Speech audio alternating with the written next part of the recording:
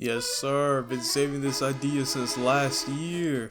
Today's squad is the first part of a series I think many people will like, since it includes a fan favorite character that even I'm a big fan of. Dude like me when I was a kid was out here reading these Archie comics through free samples on Google Play Books on my mom's phone. This will be the first membership / Patreon series I have going on with my motivation. With this first part being public, but we'll see how it goes from there. I'll be going more over it at the end of the video.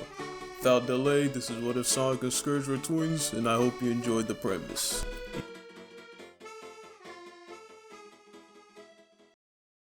You see, kinda like the same thing I was talking about back in Dark Sonic Part 1, trying to put an Archie universe character into the canon games is gonna be a bit tough. You know, I'm not really too versed on the series myself, and I'm not trying to have headaches trying to create something grand by accident. Like, I don't know, what if the Archie universe was canon or something like that? So there are gonna be some liberties I'm gonna take here, you know, trying to make this story, but let me season in the kitchen really quick. Starting our story off in the tropical area of South Island, there once existed a prosperous kingdom under the rule of a proficient and very well respected monarch many years ago. This monarch conveniently having a very familiar silhouette. Anyways, this monarch and his queen sired two heirs during the great time of peace. A hedgehog in blue named Sonic and his twin brother in green named Scourge. What surprised the parents of these two was the power both boys possessed, both of them being born with hyperactive super speed that surpassed all logic and bounds. The two toddlers would run all across the castle together, causing all types of havoc and chaos, as the two were just born against the idea of staying still. As they grew in age though, their differing personalities began to surface immediately. For example, the young Sonic didn't really care for the whole royalty thing, disliking the ceremonies, the drama. He just wanted to explore the world for what it was, even with his young age, being found often running around from the castle to the town, just enjoying where the wind took him, even with the guards always on his case about it. On the other hand, Scourge was the exact opposite. The green hedgehog loved the life of royalty, the feeling of status, the way everyone treated him like he was untouchable. The idea of being born better than everyone else became his whole identity at a young age. I mean, he was fast, he was cool, he was the whole package. Sure, he had his goody two-shoes brother that was basically just as fast as him, but it was no problem. Soon enough, he'll be the next king online one day, and he would win in the long run. Anything to beat Sonic and especially his father. You see, that's the thing in this story. The twins had rarely seen their father due to the busyness of the role that he had, which angered Scourge to no end, building all sorts of resentment. All while Sonic too disliked the whole tying down of the king's role. He didn't want to have to be bounded to one place all the time, each twin having a different response, but it wouldn't get as different as the horrific day South Island Kingdom fell. It was never truly known how the kingdom fell into ruin. Some say the kingdom was dissolved because the constant peace was unsustainable. Others say the royalty was attacked by some sort of evil force or nation that had something against the family. Regardless of the interpretation, the young Sonic and Scourge were just heaps of rubble, with most of everything they knew being destroyed or migrated away. The brothers taking the loss completely hard, but Scourge specifically felt something that was rightfully his was taken away. There was no king without dominion to rule over, which just ends up with the green hedgehog's more negative traits becoming more apparent, instead twisting a lesson from the strategy that strength and domination of others is what gets your way, becoming a king your own way. Sonic, on the other hand, took the lesson from the loss of always wanting to save as many people as he could, if only he was faster. He wanted to use his free-spirited nature to help everyone else out who felt the exact same way. As you can see, the difference in worldviews would lead to all sorts of fights, feuds, and races between the two blurs on South Island. As while Sonic with his differing backstory used his speed more to save with a bright confident smile on his face, and others would even begin to recognize him as some true royalty, Scourge, on the other hand, allowed himself to hang around more bad company, picking fights all the time to prove his awesomeness and royalty, always looking for a way to fuel his ego, rarely doing any good acts if praise was on the menu. This would lead to various different scuffles between Sonic and Scourge whenever the green one went too far, each of them always ending with a draw with equal wins and losses scored between both of them, getting to the point where each brother would childishly even refuse to call each other's names, instead giving themselves nicknames like Blue and Green respectively. Regardless of the constant infighting, for some reason strangely, these guys would always meet up back on South Island, no matter how far each speedster went, as this would be the way of things for a while for Sonic and Scourge until the inevitable start of the franchise and series main villain Dr. Robotnik started his conquest for the Chaos Emeralds.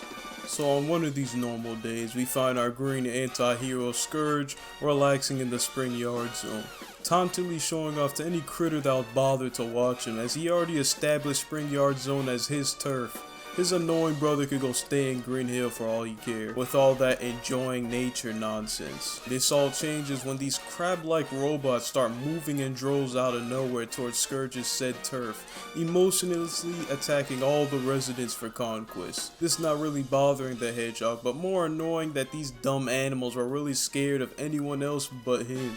Getting up and forming a spin dash, then rocketing through all the crab meats at a perpendicular angle, instantly fleeing all the animals inside. The group begin to celebrate their apparent hero, but instantly get shoved out of the way by the green hedgehog, him grunting, "Get off me, you guys are just doing your job for thanking me."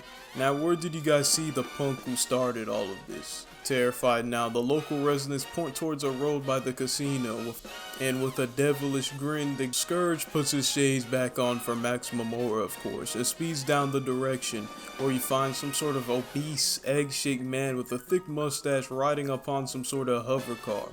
The Hedgehog would yell out to know what this Dr. Robotnik was doing here. He hasn't checked in yet, telling him to get his robots off his turf. The rotund professor is shocked to believe the Hedgehog had already caught up to him. He just fought him back in Marble Garden Zone. His fur color looked completely different too, immediately jeering that he was really amused that Sonic was already getting imposters. Imposter? I ain't nothing like Goody Blue. Scourge immediately beginning to show his differences by dashing at supersonic speeds, hitting back the Spike Rider machine. Because you see here, unlike Sonic, who would usually mainly aim for the machine itself, his twin brother over here isn't as merciful, going out of his way to actually aim for Robotnik himself, getting inside the machine and being annoyed as he was talking a lot of trash for a guy being at a comfortable angle. Flustering Robotnik at this different approach to combat, the two enemies fight for control of the machine before Robotnik is barely able to shake the Hedgehog away, as his machine breaks down into pieces while he flies away from Spring Yard Zone. After settling down, Scourge just grins, being happy that he secretly used his pickpocketing skills on that Eggman, looking down to see that he had some sort of weird gem in his hand. It felt kinda nice. It felt good. Suddenly, power from the Chaos Emerald begins to pour into Scourge, strengthening all his stats as he had to try this out. Beginning to bounce all over Spring Yard Zone, destroying any remaining badniks with swagger. Not caring that some of his actions did mess with the infrastructure of the zone. After calming down and looking at the emerald again, he knew there had to be more gems like these somewhere. With this kind of power, he could actually be a king and leave his brother in the dust. Like you could ever leave me behind, Green. The real fastest thing alive is here. Sonic appearing in a blue blur right behind his twin, now flustering Scourge, who then instantly demands for him to stop riding his coattails. He knew he was the fastest, immediately began to show the Chaos Emerald to prove a point, but that point is immediately undermined when Sonic shows off the two he got previously, jeering to himself that maybe if he acted a bit with more humility like him and stopped being a jerk, he wouldn't have to catch up. He was gonna get the rest of these emeralds, stop Robotnik, and if he had to teach his brother a lesson on the way, then that would be no problem. Scourge's nerves immediately getting broken, their childhood rivalry sparking again as he states no lame hero was beating a king. Stick to the benches, I'll be in the game. As just like they've done 1,000 times before, the twins grin at each other wildly before revving both of their feet up and speeding off towards the next zone, even faster than Sonic would do originally. You see here, with Sonic technically growing up with essentially a copy of himself for years of competitive races and fights, this would make our hero even more faster than he would be originally, as they both compete for the emeralds and race for their ambitions all throughout the adventures of Sonic 1. We get to see some interesting dynamics and situations here, like when the twins arrive at Labyrinth Zone, both Hedgehogs besides Speed sharing the same fear of water and not being able to swim, but Scourge at least tries to put a facade behind it, egotistically declaring to Sonic that he wasn't spooked at no H2O. Sonic with a smirk though returns back at him with a "prove it, you tough guy," swooping his feet as Scourge falls into the pond of water while he laughs, only stopping himself when the green menace grabs Sonic and pulls him in himself, leading to the events of cartoonish proportions as the brothers fight each other underwater, inadvertently becoming a real force of nature. The spin dash they form together, destroying everything around them and allowing them to traverse the water, even getting that little special stage for the 4th Chaos Emerald. By the time they've stopped bickering, they turn around to see what they've both done, being back at the goalpost with a terrified Robotnik, looking that he's seen better days. When the twins visit Starlight Zone, Scourge makes it priority number 1 to collect as many rings as he can so he can dive back into the special zone himself, while Sonic instead ensures the safety of all the other animals around him, again showing the difference between the two. Scourge commenting that after his blue brother was just slowing him down with all that saving he's doing, proudly declaring that one day he's gonna create a gang of his own, a squad that will listen to him with no question while he's a king. And everyone will be living the best life because of King Scourge. The Hedgehog does get angry though when he sees his brother ignoring him, Sonic with the same energy just countering back that he'll just have his own group of friends to beat his. He could care less about that whole king stuff. All of this while the animals begin to cheer for Sonic's name after the saving, building even more resentment between the two. All of this just culminates a while later after blasting through Scrap Brain Zone with heavy annoyance and dealing with the water trap just previously. We're met with the scene of the 2 wet hedgehogs facing down Robotnik in the final zone. Both Prince Hedgehogs are frankly annoyed of each other and Robotnik at this point, with the doctor presenting his new machine, the Egg Crusher. Let's see how you rats handle this one. Sonic waits a bit to see what the 4 Pistons will do, but Scourge the Crash Out could care less, immediately dashing forward to land a good jab on the machine, all while these multiple energy particles move around the blue blur, sidestepping to dodge it but accidentally backing up into his twin. Scourge telling his twin to back off, but Sonic retorting back if he put his ego away and got his speed higher, then he would see where the weak points actually were, pushing Scourge back himself, which instantly angers both of them. Sonic and Scourge's arguing basically turns what would have been a 2v1 into a free-for-all, as the 2 different brothers with their personalities continue to clash, which works perfectly for the good doctor, being able to slam and zap the speedsters as a result. Eventually though, it becomes too much, both Sonic and Scourge becoming too damaged on the ground to stand, all while Robotnik celebrates knowing that he did a good job of collecting all the 6 Chaos Emeralds for him to win. What a pathetic excuse of a duo. As Robotnik smiles goes even further, he begins to realize something to push the situation even harder. After enough time, the doctor is able to do some research and recognize the blue and green blur as princes of that fabled South Island kingdom. So like a menace, he begins to gloat that no wonder their disgusting kingdom fell into ruin. Too weak to protect the kingdom from its own doom, so of course they'll be too weak to protect them from his own egg empire. Just 2 embarrassing twins of royalty with an even more pathetic lineage that left these 2 rats as their legacy. This does it. The brothers for the first time in a while stop bickering. The anger coming out of them couldn't be underestimated. For the first time in a while, the brothers are both agree on something. Sonic and Scourge begin to easily dodge the remaining crushers, as with electrifying power they both spin dash across the room, hitting everything like a pinball as they only continue to increase in speed. Robotnik tries to shoot one more electric wave at the duo, but before it could hit, the 6 emeralds finally react to the brothers' emotions, turning thoughts into power as with a kick and punch respectively, 2 blurs instantly decimate not only the room, but the entire Scrap Brain Zone area. Robotnik, now without a vehicle, is picked up by his shirt by Scourge, ready to teach him a lesson that he would never forget. With Sonic calling him out, the doctor is let go as he quickly scurries off to who knows where. Scourge instantly calls Sonic soft, truly not getting how he could let a guy who talked that much garbage of their inheritance go that easily, bluntly stating that one day that softness was going to get him hurt, either by someone else or him, as he spits on the floor and dashes away.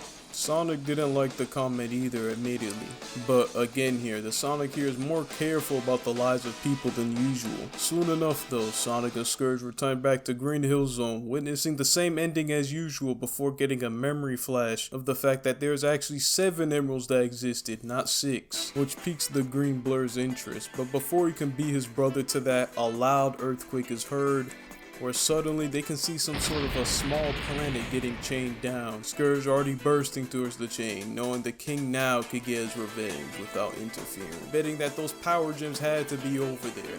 With equal competitiveness, Sonic revs his own feet, knowing that whatever Robotnik or his brother had planned wasn't gonna be good, before looking up towards the sky in remembrance of what once was. As this is where I'll be leaving the story off for right now.